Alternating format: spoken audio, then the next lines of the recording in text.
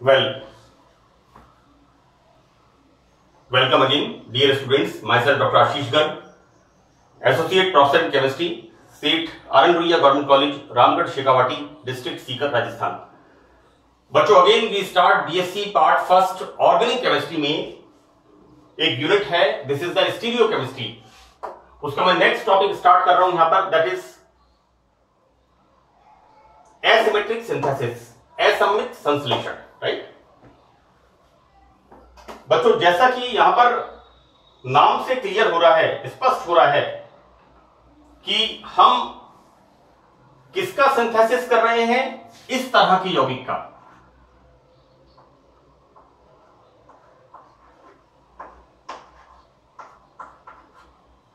यानी हम एक किरैल मॉलिक्यूल का सिंथेसिस कर रहे हैं. किरैल मॉलिक्यूल से क्या मतलब है कि ऐसा कंपाउंड जिसमें कार्बन परमाणु से अटैच चारों ग्रुप और एटम, परमाणु या समूह अलग अलग होते हैं. राइट, हम एक किरैल कार्बन वाले कंपाउंड का सिंथेसिस कर रहे हैं. और इसका सिंथेसिस हम किससे कर रहे हैं? इसका सिंथेसिस हम इससे कर रहे हैं. बच्चों ये कंपाउंड कैसा हो गया? Asymmetric, this is symmetric. यहां पर क्या हो गया? इस कार्बन से जुड़ी हुई दो संयोजकताएं एक जैसी हैं, दो वैलेंसी एक जैसी हैं.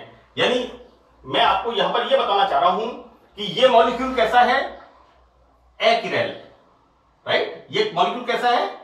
सिमेट्रिक, सममित अणु होता है.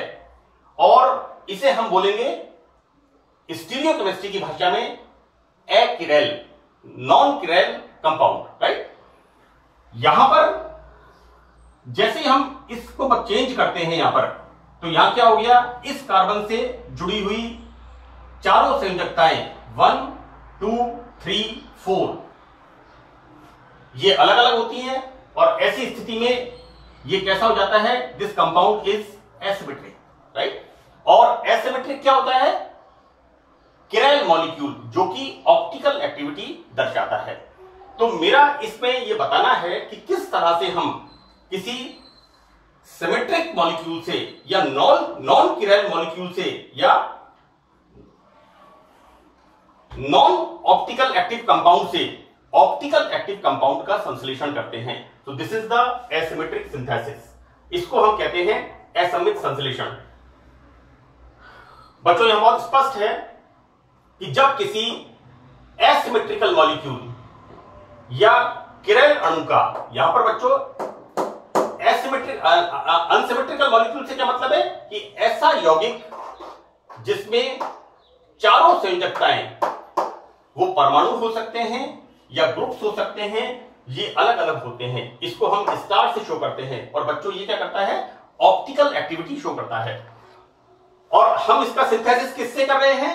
एकिरैल से, यानी सिमेट्रिक मॉलिक्यूल से. ये बच्चों देखिए यहां पर ये क्या बन गया? This is the symmetric molecule. Right, हम किसी एकिरैल से किरैल का संश्लेषण करते हैं, किसी सिमेट्रिक मॉलिक्यूल से एसिमेट्रिक मॉलिक्यूल का संश्लेषण करते हैं. तो ये कहलाता है हमारा एसिमेट्रिक सिंथेसिस. बच्चों होता यह है कि जब हम किसी सिमेट्रिक मॉलिक्यूल से, सिमेट्रिक मॉलिक्यूल मैं वापस रिपीट कर रहा हूं, नॉन किरैल, जिस कार्बन पर दो संयोजकताएं एक जैसी होती हैं और दो अलग अलग होती हैं. राइट, यहां पर कार्बन पर जुड़ी हुई चारों परमाणु या समूह अलग अलग नहीं होते. Right, this is the symmetric molecule. हम जब इससे किसी ऐसे कार्बन वाले यौगिक का संश्लेषण करते हैं जिसमें चारों संयोजकताएं अलग अलग होती हैं, तो बच्चों हमें मिलता क्या है? Racemic mixture. और रेसिमिक मिक्सचर मैंने आपको बताया था, रेसिमाइजेशन के अंदर इसमें 50% प्लस होता है और 50% माइनस होता है. मतलब 50% clockwise rotation, 50% anti clockwise rotation. Right, तो हमें मिलता है रेसिमिक मिक्सचर. राइट, हमें यहां पर DL mixture, dextro rotatory and levo rotatory, 50% plus and 50% minus. तो this is the racemic mixture. हमें रेसिमिक मिक्सचर प्राप्त होता है. कहने का मतलब यह है कि जब किसी सिमेट्रिक मॉलिक्यूल से किसी एसिमेट्रिक मॉलिक्यूल का सिंथेसिस करते हैं, जब किसी नॉन किरैल से किरैल कंपाउंड का सिंथेसिस करते हैं तो हमें रेसिमिक मिक्सचर प्राप्त होता है, अर्थात मिक्सचर में 50% क्लॉकवाइज रोटेशन और 50% एंटी क्लॉकवाइज रोटेशन, यानी ऑप्टिकल एक्टिविटी 0। क्लियर? अब सिंथेसिस हम करेंगे कैसे? तो प्रयोगशाला में मैंने यहां लिखा है बच्चों, विशिष्ट परिस्थितियां, तो ना स्पेसिफिक कंडीशंस, जैसे कोई एंजाइम ले लें या हम कोई माइक्रो ऑर्गेनिज्म ले लें या फिर कोई ऑप्टिकली एक्टिव कंपाउंड, ये सब क्या है यहां पर एक तरह से कैटलिस्ट का काम करते हैं, राइट? तो इनकी उपस्थिति में प्रयोगशाला में ऑप्टिकली एक्टिव कंपाउंड का संश्लेषण किया जाता है और उसको हम कहते हैं एसिमेट्रिक सिंथेसिस। क्लियर? देखो बच्चों, ऐसा है, मैंने यहां पर जो कैटलिस्ट फॉर्म में लिया है आइदर एंजाइम और माइक्रो ऑर्गेनिज्म और ऑप्टिकली एक्टिव कंपाउंड। देखो बच्चों, commonly lactic acid, tartaric acid, malic acid, right, glyceraldehyde, ये सारे के सारे क्या हैं? These are part of biochemicals, biochemistry के कंपाउंड्स हैं, जैव रसायन यौगिक हैं, है ना? तो यहां पर जो मैंने आपको बताया है कि we are taking either enzyme, microorganism और ऑप्टिकली एक्टिव कंपाउंड, राइट? क्योंकि जो बहुत सारे ऐसे ऑप्टिकली एक्टिव कंपाउंड्स हैं, जैसे मैंने आपको एग्जांपल बताया कि tartaric acid, lactic acid, malic acid and number of compounds, glyceraldehyde, 2-butanol, these are all biochemical compounds। तो अब यहां पर ये एसिमेट्रिक सिंथेसिस दो प्रकार का होता है, एक होता है पार्शियल और एक होता है निरपेक्ष, आंशिक और निरपेक्ष। एक होता है पार्शियल और एक होता है एब्सोल्यूट। बच्चों देखो, पार्शियल में दो तरह के बनते हैं, राइट? जैसे दिस इज द पार्शियल, यहां पर एक तो बन रहा है एक्सेस में, लैक्टिक एसिड कैसा बन रहा है? यहां पर मैंने लिखा है एक्सेस मात्रा में, और एक बन रहा है कम मात्रा में। तो this is the partial asymmetric synthesis, यानी हमने रिएक्शन प्रोसीड की और हमें क्या मिला? डेक्स्ट्रो ज्यादा मात्रा में मिला। यहां पर क्या मिल रहा है? माइनस, ये दिस इज द माइनस। यहां पर हमें क्या मिल रहा है? Not dextro. यहां पर हमें एंटी क्लॉकवाइज लीवो कंपाउंड, ये हमें ज्यादा मिल रहा है, राइट? जबकि डेक्स्ट्रो कंपाउंड कम मात्रा में मिल रहा है। तो this is the partial asymmetric synthesis. Clear? सवाल ये उठता है कि ये पार्शियल क्यों बनता है? ठीक है, देखो होता ये है कि यहां पर ये दोनों ऑप्टिकल एक्टिव कंपाउंड कैसे बनते हैं? असमान वेग से। हम जब कोई रिएक्शन होती है तो एक कंपाउंड तो ज्यादा मात्रा में बनता है और एक कंपाउंड कम मात्रा में बनता है, राइट? तो यहां पर रिएक्शन की जो वेलोसिटी होती है, एक के लिए तो ज्यादा है और एक के लिए कम है। तो ऐसा क्यों है? क्योंकि दोनों में से किसी एक समावयव की अधिकता वियोजन अभिक्रिया की, इसको मैंने दो बार लिख दिया, जस्ट वियोजन अभिक्रिया की उस समावयव के लो एक्टिवेशन एनर्जी का परिणाम होती है। बच्चों, यहां पर हम एसिमेट्रिक सिंथेसिस कर रहे हैं, इसमें एक तो हमें मिल रहा है लीवो रोटेटरी और एक मिल रहा है डेक्स्ट्रो रोटेटरी। तो यहां पर कहने का मतलब यह है कि इस रिएक्शन में एक्टिवेशन एनर्जी, सक्रियण ऊर्जा, उसकी मात्रा कम होती है, तो ये आसानी से बन जाता है। और ये मॉलिक्यूल, ये जो हमने जिससे स्टार्टिंग मटेरियल जो लिया है, ये आसानी से इसको बना देता है। जबकि जो कंपाउंड कम मात्रा में बनता है उसके लिए ज्यादा एक्टिवेशन एनर्जी की जरूरत होती है, और ज्यादा जरूरत होती है तो वो ऑब्वियसली कम मात्रा में बनेगा। तो ये कंसेप्ट है इसके पीछे। दूसरा इसमें है एब्सोल्यूट एसिमेट्रिक सिंथेसिस। तो बच्चों, एब्सोल्यूट एसिमेट्रिक सिंथेसिस में एक ही ऑप्टिकली एक्टिव कंपाउंड बनता है, या तो डेक्स्ट्रो बनेगा या फिर लीवो बनेगा, राइट? तो यहां पर there are two type of asymmetric synthesis, one is partial and other is absolute। तो पार्शियल में दोनों बनते हैं, लेकिन एक एक्सेस में बनता है, एक कम मात्रा में बनता है। एक्सेस में क्यों बनता है? क्योंकि एक्टिवेशन एनर्जी कम चाहिए, सक्रिय ऊर्जा की कम जरूरत होती है, तो जो हमारे रिएक्टेंट्स हैं उनके अंदर जो वियोजन होगा, डिसोसिएशन होगा, उसके लिए कम ऊर्जा की आवश्यकता है, जबकि दूसरा जो बनेगा उसके लिए एक्सेस एक्टिवेशन एनर्जी की जरूरत होती है। तो दिस इज द एग्जांपल। हम यहां पर एग्जांपल में क्या दे रहे हैं? Pyruvic acid.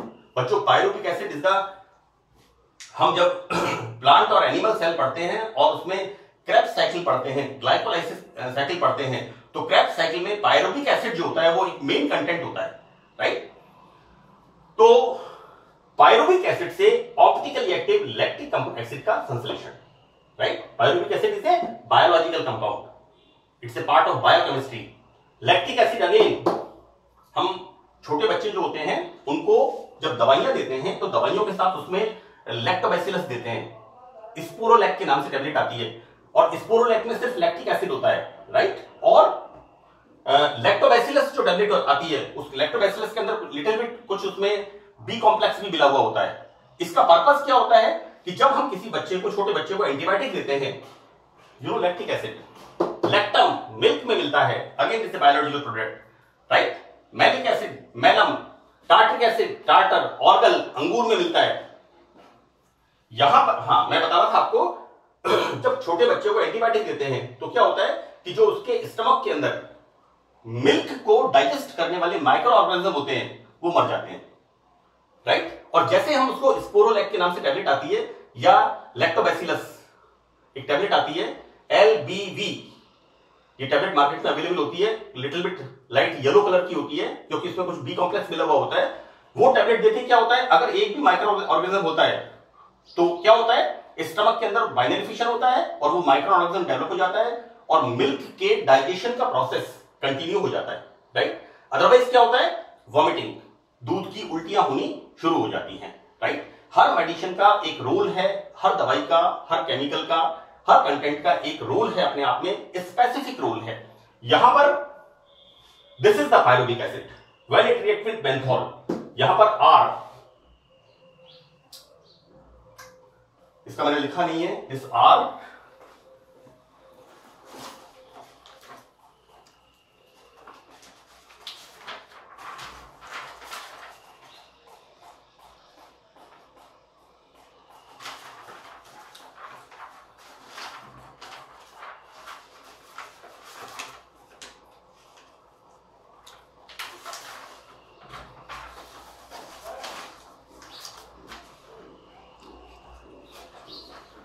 बच्चों यहां पर R बराबर C10 H19 OH, ये मैं यहां पर लिखना भूल गया था, this is minus menthol, right? Obviously यहां पर कार्बोक्सिलिक एसिड है और OH ग्रुप है, सो दैट क्या होगा, process esterification, removal of water molecule and formation of pyruvate, ester formation होगा। This is minus menthyl pyruvate. इसका जब हम रिडक्शन कराते हैं by using aluminium and mercury, right? तो रिडक्शन कराने पर क्या होगा बच्चों, यहां पर ये कीटो ग्रुप, इस कीटो ग्रुप का रिडक्शन होगा, देखिए आप, ये रिडक्शन हो गया और ये हमें क्या मिल गया, minus menthyl lactate, lactic acid का एस्टर, राइट? इसका कैसा है, rotation minus, this is LIVO। Here again हमें दूसरा एस्टर मिला, that is plus lactate, lactic acid का एस्टर। और इसका बच्चों जब हम हाइड्रोलाइसिस कराते हैं, कैसे, see this is the hydrolysis, H3O plus, like this is HOH, this is HOH। जब इसका हाइड्रोलाइसिस कराते हैं then the formation of lactic acid, और इस लैक्टिक एसिड में capital D is showing configuration, मैं वापस इसको रिपीट कर रहा हूं, और यहां पर माइनस क्या शो कर रहा है, इसकी ऑप्टिकल एक्टिविटी कैसी होती है, लिवो रोटेटरी। और ये कैसे, कितनी मात्रा में बनता है, ये बनता है एक्सिस के अंदर, ठीक है? यहां पर ये कम मात्रा में बनता है, यहां पर ये क्या है, this is dextrorotatory, clockwise rotation, और L क्या शो कर रहा है यहां पर, इसका configuration, right? So this is the asymmetric synthesis, ठीक है? देखो बच्चों नेक्स्ट टॉपिक इसमें है ज्यामितीय समावयवियों के लिए विन्यास निर्धारण कि X कंपाउंड सिस है, समपक्ष है, और Y कंपाउंड ट्रांस है, विपक्ष है। हम इसको कैसे डिसाइड करेंगे, राइट? तो यहां पर कोई ज्योमेट्रिकल आइसोमर समकक्ष होता है, सिस विन्यास वाला होता है, या विपक्ष विन्यास वाला होता है, ट्रांस विन्यास वाला होता है। इसे दो विधियां ज्ञात करने की है। The first process is cyclisation. Cyclisation में हम क्या देखते हैं कि यहां पर this is the maleic acid, याद रखना बच्चों, मैलेइक, मैलिक और मैलेइक MALAEIC, और एक है मैलिक MALIC, जो सेब के अंदर मिलता है। मैंने आपको बताया था OMSGA, उसमें बनता है मेलोनिक एसिड। सक्सेनिक एसिड से बनता है मैलिक एसिड। बेटा सक्सेनिक एसिड से मैंने फॉर्मूले बनाए थे, ये फॉर्मूले मैंने आपको समझाए थे कि किस तरह से हम इन फॉर्मूलों को हम लिखेंगे। मैंने पिछले लेक्चर्स में इसको बताया है। This is the maleic acid. इसको जब गर्म करते हैं, obviously here removal of water molecule, dehydration and formation of anhydride. अब देखो यहां इंपॉर्टेंट चीज क्या है, टेम्परेचर कितना है 140 degree centigrade, and removal of water molecule and formation of this maleic anhydride, right? ये कैसा है बच्चों, सिस। ये कौन सा फॉर्म है, दिस इज समपक्ष रूप। मैंने कहा यहां पर दिस इज द सिस, समपक्ष रूप। ये वाला कौन सा है, समान समूह विपरीत होते हैं। यहां पर समान समूह मिले हुए हैं, समान समूह मिले हुए हैं, तो क्या नाम दे दिया इसका, मैलेइक एसिड। और यहां पर समान समूह फिरे हुए हैं, फिर गए, एक दूसरे के अपोजिट डायरेक्शन में हैं, तो फिरे हुए हैं, तो इसका नाम क्या दे दिया, फ्यूमेरिक एसिड। ये मैं आपको याद करने के लिए बता रहा हूं, इसका कोई साइंटिफिक रीजन नहीं है। And this is the this is the trans, right? अब देखिए आप, जब हम इस ट्रांस फॉर्म का एनहाइड्राइड बनाते हैं तो टेम्परेचर कितना है 275 डिग्री सेंटीग्रेड, क्योंकि यहां पर बच्चों इसके अंदर लाइक दिस, ये जो इसके अंदर ऐंठन होती है या बॉन्ड के अंदर जो एक हिंड्रेंस होती है ड्यू टू डबल बॉन्ड, तो जब ये एनहाइड्राइड फॉर्मेशन होता है तो यहां पर टेम्परेचर ज्यादा होता है। तो बच्चों ट्रांसफॉर्म से जब साइक्लिक एनहाइड्राइड बनता है तो बहुत ज्यादा ऊर्जा की जरूरत होती है, जबकि सिस फॉर्म में क्योंकि दोनों कार्बोक्सिलिक एसिड एक तरफ है इसलिए टेम्परेचर कम जरूरत होती है। तो हम इस तरह से बता सकते हैं कि जिससे कम टेम्परेचर पे साइक्लाइजेशन हो रहा है वो सिस होगा, और जिससे अधिक टेम्परेचर पे साइक्लाइजेशन हो रहा है वो ट्रांस होगा। Clear? Now in the second method, this is the dipole moment method. बच्चों देखिए ये कैसा है, सिस फॉर्म, राइट? और ये वाला कैसा है, ट्रांसफॉर्म। तो सिस फॉर्म में क्या होता है, दोनों एक तरफ खींच रहे हैं, राइट? देखिए क्या है कि हम क्या पढ़ते हैं इस तरह से,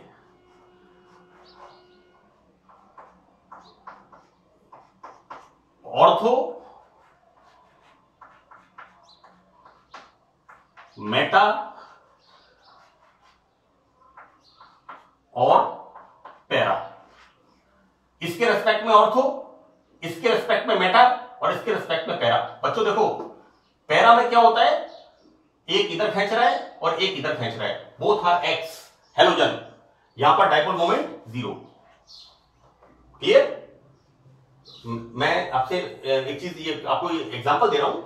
ऑर्थो में ये वाला सेंटर पॉइंट ये इस तरह से और ये इस तरह से, यहां पर सबसे ज्यादा डाइपोल मोमेंट होगा, जबकि जो मेटा पोजीशन होगी उसके अंदर इन दोनों के बीच का मान होगा, राइट? यानी कहने का मतलब यह है कि ये जो ऑर्थो पोजीशन पैरा पोजीशन वाला है इसका डाइपोल मोमेंट 0 होगा। मैं इसको ये हम पढ़ते हैं कोवेलेंट बॉन्ड थ्योरी के अंदर इनऑर्गेनिक केमिस्ट्री में, है ना? डाइपोल मोमेंट से किस तरह से हम डाइपोल मोमेंट हम देखते चेक करते हैं कि हम डाइपोल मोमेंट से बेंजीन के ऑर्थो, मेटा और पैरा डेरिवेटिव का किस तरह से पता लगाते हैं। तो हियर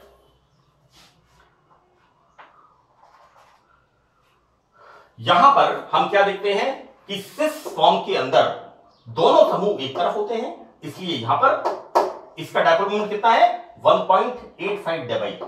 वाइल हियर ये डायपोल मोमेंट यहां पर एक दूसरे के विरुद्ध काम करता है, अपोजिट डायरेक्शन में काम करता है, इसलिए यहां पर क्या होता है ट्रांसफॉर्म का द्विध्रुव आघूर्ण डायपोल मोमेंट ये क्या होता है v बराबर 0। ये बच्चों यहाँ d है ना, d ये डायपोल मोमेंट की यूनिट है, that is day by. So clear, so that's all in this lecture 13th. So thank you.